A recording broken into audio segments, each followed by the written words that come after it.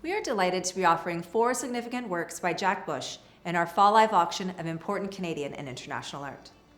From our earliest sales, Catalogue has been fortunate to have been entrusted with rare and highly sought-after artwork by Jack Bush, becoming a major player in the sale of the painter's work over the past decade. Larger than life and commanding any space it inhabits, Tan Slant from 1970 by Jack Bush has been cherished by its Toronto private owners for more than 50 years. The painting was acquired from David Mirvish Gallery a year after the painter completed the artwork, and this canvas is making its auction debut with Catalogue this fall. Featured in David Mirvish Gallery's 1971 Series D exhibition, Tan Slant would cross the Atlantic for its next public showing, included in 1980's Jack Bush Paintings and Drawings from 1955 to 1976, hosted by the Arts Council of Great Britain, touring to Scotland before visiting Birmingham and London, England.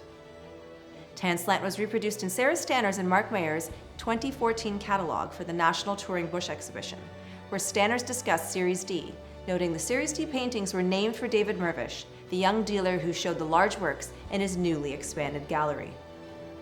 Comparing the Series D artwork to early Bush paintings, Stanners discusses the composition, pointing out that, rather than about the colors directly one against each other, like Bush's 60s works, the colors are separated by white as in a Hudson's Bay Company blanket, opening up the structure. The next major canvas on offer this season with Catalogue is Arc, painted during the summer of '69. The painting is emblematic in character, presenting a timeless shape amid a riot of colors. He idolized calligraphic shapes at this time, setting cues, flips, and arcs against monochrome grounds. It was the swinging 60s, and London, England was the painting's first destination upon leaving the artist's studio. This showstopper of a painting is confident and bold, a testament to Bush's self-possessed attitude as an artist who has reached the age of 60 by the time Arc was painted. It might seem surprising that a formalist painter like Jack Bush admired the pop art pioneer Andy Warhol, yet his work from the late 1960s reflects this unlikely influence. When Warhol first showed his work in Toronto, Bush was taken by the young American's bold shots of color used to set off familiar Hollywood stars like Marilyn Monroe and Elvis Presley. Unlike Warhol, Bush never embraced explicit content like movie star icons. Instead, he made icons of shapes and swoops set against backgrounds of singular radiant color. The original title for Arc was A Time to Cry, as noted in Bush's record book of paintings. This may underline a biblical connection, possibly referring to the passage, a time to cry and a time to laugh, a time to grieve and a time to dance, a time to scatter stones and a time to gather stones, a time to embrace and a time to turn away. This strange initial title, A Time to Cry, draws another comparison to Warhol's icons like Liz, Marilyn, and Jackie. The images of these women coincided with dark times in their lives or even death. This darker side is contrasted by the brightly colored backgrounds and highlights across their beautiful faces.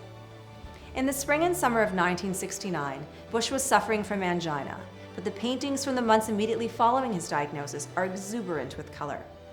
Paintings like Arc serve to conjure up the positive feelings he needed to feel at this time, like catalysts for faith in better days ahead, times of laughter to follow times of sorrow. Catalogue's fall live auction also includes 2 early works by Jack Bush, the offering spanning decades of the painter's career. Highways was painted circa 1949 and is the study for a canvas which the Imperial Bank of Canada used on their 1959 calendar. Once part of the collection of Jack Bush and his family, this Nude is a remarkably unique composition. Painted by the artist over a week in late July of 1954, Bush noted in his diary that he started the day off with a new canvas, then put the rest of the day into trying to make the painting of the nude behave. Beloved by the artist and his family for decades, Nude makes its auction debut with Catalogue this fall. We are pleased to feature these masterworks in Toronto on November 27th and look forward to sharing the paintings with you during our previews.